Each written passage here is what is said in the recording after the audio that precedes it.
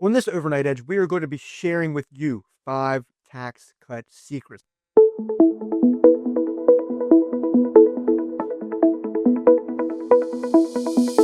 We're going to share some secrets with you that are actually available to everybody. Money savvy individuals, money conscious individuals, money smart individuals use all of these, but most are overlooked. So let's get started. Number 1 is maximize your retirement contributions. I'm talking 401ks, 403bs, and TSPs, thrift savings accounts. Well, thrift savings plans, they're all basically the same structure. Saving money is not spending it. Basically, you're moving from one account to another. What's wrong with that? Paying taxes, however, is wasting money. Look how much you can save with one of these plans. You're going to save $4,700 to $12,100 by maximizing your retirement contributions in those plans, depending on your marginal tax rate. Savings compound tax-free, plus don't forget the employer match. Most employers will match up to several $1,000s, and it's free money. Don't forget your traditional IRAs. If you don't have retirement at work, look into maximizing your traditional IRA every single year if you want to save some taxes. You can save up to from $1,400 to $2,800 a year, depending on your tax bracket and your age. Do it today, and you can contribute up to April 15th. Number 2, second secret, maximize HSA contributions. I can tell you that the money savvy invest in them. Most do not. They do not realize how awesome these plans are. They're a savings account tied to a high deductible health insurance plan to become more and more popular because, well, healthcare is getting very expensive and employers are switching to them. But I can tell you from doing a lot of tax returns, most people do not contribute anything to their HSA, and they are just wasting money by doing it. Now, in 2026, many market plans are going to qualify, so you've got to look into doing this.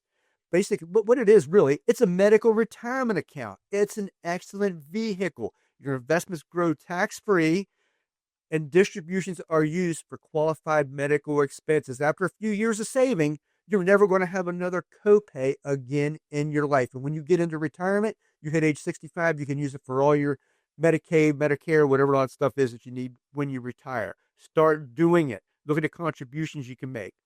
Basically, you can save between $860 and $3,000 a year just by never having a copay again. Look into doing it. Number 3, harvest your investment losses. This is an old strategy, but we get near the end of the year and no one even thinks about doing it, and you don't have to spend any money to save in this way.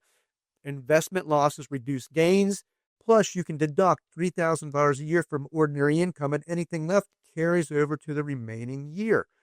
Review your investments right now. Sell your losers that you don't expect to rebound quickly. So if they're going to be down for a while, basically sell them. Reap those losses. And then if you really love the stock, after 30 days, you can avoid wash sale rules by buying it back at the beginning of the next year, say February or so. Do it, and you're going to save yourself some taxes. Number 4, charitable contributions. Why am I bringing these up? Well, because a lot of people forgot about them, but they're coming back. The Tax Cuts and Jobs Act increased the standard deduction in 2017. So therefore, basically, a lot of folks don't itemize anymore because of that high standard deduction. And also, they cut the state and local tax deduction to $10,000. So as I said, a result, few people itemize now. However, the big, beautiful bill brought back that SALT deduction up to $40,000 for 2025. It goes up again in 2026. The result, more of you guys are going to itemize. So start looking at your charitable contributions again. Start making those contributions. Importantly, track them. Don't lose track of them. It equals tax savings. Don't forget your non-cash contributions. Don't forget it. Spring cleaning, your wardrobe, kids' toys. Kids are growing out of their clothes. Contribute them to Goodwill or another organization. It does not require spending any money. Also, I want to share several contribution tricks with you. If you got appreciated stock, look into selling them. You can actually sell the stock, don't sell the stock. You give it directly to a charity. Basically, you get the whole fair market value deduction. You don't pay any capital gains. Look into qualified charitable distributions. If you're 70 and a half, you can contribute those directly to a charity, and it doesn't count as income. Donor advised funds, look into those. You can donate money directly to a donor advised fund, get the contribution deduction that year, and then you can advise the organization or the donor advised fund where to send the money. And finally, if you drive for charity, let's say you do Meals on Wheels or something like that, don't forget your mileage rate. You get 14 cents a mile. It's been that since 1998, but they still give you something. Just don't forget that mileage. And don't forget your Section 529 plans. These are used for education, and they're a very effective planning tool for more ways than you might think. You don't get a federal tax deduction, but many states offer a deduction or a credit.